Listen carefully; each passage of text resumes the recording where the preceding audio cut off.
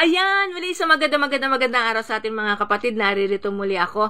Ang ituturo ko naman po sa inyo ay kung paano mawawala ang ating violation na not recommendable sa ating profile. So napakahalaga po natin itong sundin at gawin para po bumalik ang ating profile para sa pagiging recommendable.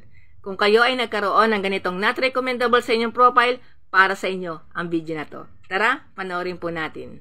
So, ang una nating step na gawin, pumunta lamang tayo sa main icon. Click lamang po natin yung tatlong line and then punta po tayo sa ating tatlong dot sa gilid and then punta po tayo sa ating copy link. Yung link po ng ating Facebook ay i-copy natin para sa ating mamaya sa pagre-report.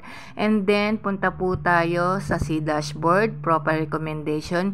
Yan, screenshot lang po natin na yung nga pong ating profile ay not recommendable. And then, after that, punta po tayo sa account status. Click lamang po and then screenshot po natin na wala po tayong restriction kaya po natin yan ini-screenshot. And then punta po tayo sa monetization. So after nyan, screenshot lamang din po natin na wala tayong violation dyan. And then after that, punta po tayo sa ating help and support. And then punta tayo sa support inbox. After nyan, click po natin ang report about others. Screenshot din po natin yan na wala tayong report sa about others. And then punta tayo sa your alert na wala tayong violation. Screenshot po natin yan. Ipapasa po natin yung mga wala tayong violation. And then report a problem. Diyan po tayo magre-report. Scroll lang po natin. Hanapin po natin yung continue to report a problem. So click lamang po natin yan. Then after po natin maklik. So ayan. Ay click lang naman po natin yung include in report. Hanapin po natin yung ating profile. Sa profile po kasi tayo nagkaroon na not recommendable. Kaya ito po ang ating i-click. And then upload from phone yung ating mga in-screenshot. Kailangan po nating i-upload So ang unahin po natin is yung ating not recommendable. And then yung mga account na yung mga in-screenshot natin kanina na wala tayong violation. And then yung ating link na kinapi ay i-send po natin dito sa ating describe the issue So yan po ang unahin natin, i-paste po natin yung ating kinapi link and then gumawa po tayo ng notes. Mag-sorry tayo, humingi tayo ng chance para mabalik yung ating recommendable na profile. Pwede nyo po yung gayahin, so madali lamang po.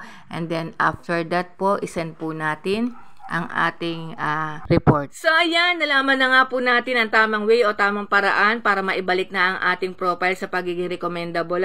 So kung ikaw ay naka-receive na ganitong violation na nagkaroon ka ng not recommendable sa iyong profile, kailangan nyo po itong asikasuhin, ipasa nyo po yung dapat ipasa para po bumalik na po sa recommendable ang inyong profile. So ulitin ko po, ito po ay hindi basta-basta na ibabalik. Halos po ng content creator na naka-receive ng ganito ay 2 weeks po bago na ibalik ang kanilang profile sa pagiging recommendable. Maging maingat po tayo sa pagpo-post. Nung nagkaroon po ako nito, may naipost po ako isang video at bigla nga po lumabas, mga ilang oras lamang po lumabas yung ganyang notif na not recommendable daw po ang aking profile. So medyo nakita ko rin po agad kung ano yung naging violation ko. So dinilit ko din po ito agad at nagpasa na rin po ako kay Facebook o kay Meta na mga dapat ipasa. Naway may natutunan po tayo sa araw na to. And that's it for today's video. Bye, follow for more. God bless po. Thank you.